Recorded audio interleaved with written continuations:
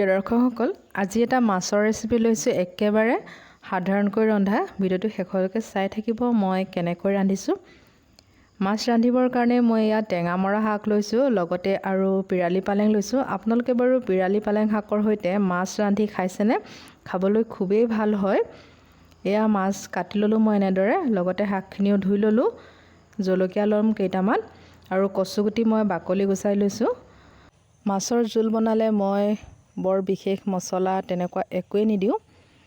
এতিয়া কেৰাহীখন গৰম হোৱাৰ পিছত মিঠাতেল দিছোঁ আৰু মিঠাতেলখিনি ভালদৰে গৰম হৈ যোৱাৰ পিছত মাছৰ জোখাৰে নিমখ দিছোঁ আৰু ইয়াত কম পৰিমাণৰ মই পাঁচফোৰণ দিম। ইয়াত মই অন্য ধৰণৰ আৰু মছলা নিদিওঁ, অকণমান পিঁয়াজ দিম। এতিয়া জোখমতে হালধি দি দিলোঁ। হেতাৰে অকণমান লৰাই দি মাছকেইডোখৰ ফ্ৰাই কৰি ল'ম। মাছকেইডোখৰ দি দিছোঁ। এতিয়া শাকৰ সৈতে মাছ বনালে মই বৰ বেছি মচমচীয়া কৰি নলওঁ, আৰু যদি বজাৰৰ কিনা মাছ হয় তেতিয়া মচমচীয়া কৰি ভাজি লওঁ। আমাৰ ঘৰত বজাৰৰ মাছ খুব কমকৈহে খোৱা হয়, এয়া ঘৰৰে মাছ হয়। মাছকেইডোখৰ মই এটা ছাইড সিজাৰ পিছত লুটিয়াই দিম। এতিয়া এটা ছাইড সিজিছেই আৰু আনটো ছাইড সিজাৰ পিছত নমাই দিম কেৰাহীৰ পৰা। আৰু ঘৰৰ পুখুৰীৰ মাছবোৰ খুবেই কোমল হয়, একেবাৰে মচমচীয়াকৈ ফ্ৰাই হ'বলৈ বহুতেই সময় লাগে। আজি মই পিৰালি পালেং শাকৰ সৈতে ৰান্ধিছোঁ, সেইবাবে ভাবিলোঁ আপোনালোককো দেখুৱাই দিওঁ।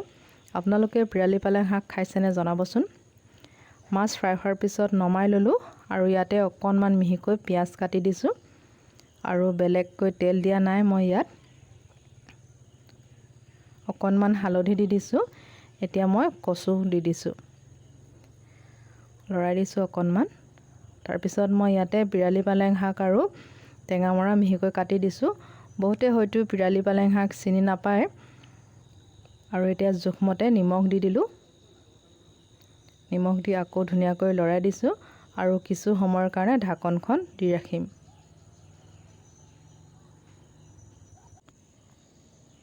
ধুনীয়াকৈ লৰাই দিলোঁ আৰু জুই একেবাৰে কম কৰি ৰাখিছোঁ। এতিয়া ঢাকনখন দি দিলোঁ। অলপ সময়ৰ পাছত চাওক, এতিয়া ইয়াত মই অকণমান পানী দি কচুগুটিখিনি সিজিবলৈ দিম। কম পৰিমাণৰ দিছোঁ। এতিয়া কচু সিজাৰ পিছত মই জোখমতে পানীও দিম, তাৰপিছত মাছকেইডোখৰ ইয়াতে দি দিম। এতিয়া আকৌ ঢাকনখন দি দিলোঁ। বৰ ধুনীয়াকৈ উতলি আছে। আপোনালোকে বহুতে চাগে টেঙামৰা শাকৰ সৈতে মাছ ৰান্ধি খাইছে। আকৌ ঢাকনখন দি দিলোঁ আৰু এতিয়া চাওক, এয়া কচু সিজিছেনে নাই চাই লওঁ। বৰ ধুনীয়াকৈ সিজি আছে। এতিয়া জোখমতে পানী দি মাছকেইডোখৰ ইয়াতে দি দিম আৰু মাছকেইডোখৰ দিয়াৰ পিছত উতলিবলৈ দিম আৰু পানীখিনি অলপ শুকাবলৈ দিম। এতিয়া মাছকেইডোখৰ দি দিছোঁ।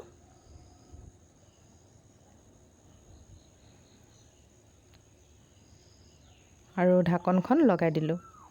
কিছুমান কচুগুটি সিজিবলৈ সময় লাগে আৰু এইখিনি খুব ধুনীয়াকৈ সিজিলে আমাৰ ঘৰৰে হয়। বহুত ধুনীয়াকৈ উতলি আছে আৰু অলপ উতলিবলৈ দিম। আৰু অলপ সময়ৰ পাছত চাওক, এয়া মাছৰ টেঙা, পিৰালি পালেং শাক আৰু টেঙামৰা শাকৰ সৈতে ৰন্ধা। মোৰ খুবেই প্ৰিয় হয় এনেকৈ। আপোনালোকৰ কেনেকুৱা লাগিল কমেণ্ট কৰি জনাব। তেন্তে আজিলৈ আহোঁ আৰু ভিডিঅ'টো শেষলৈকে চোৱাৰ বাবে বহুত বহুত ধন্যবাদ।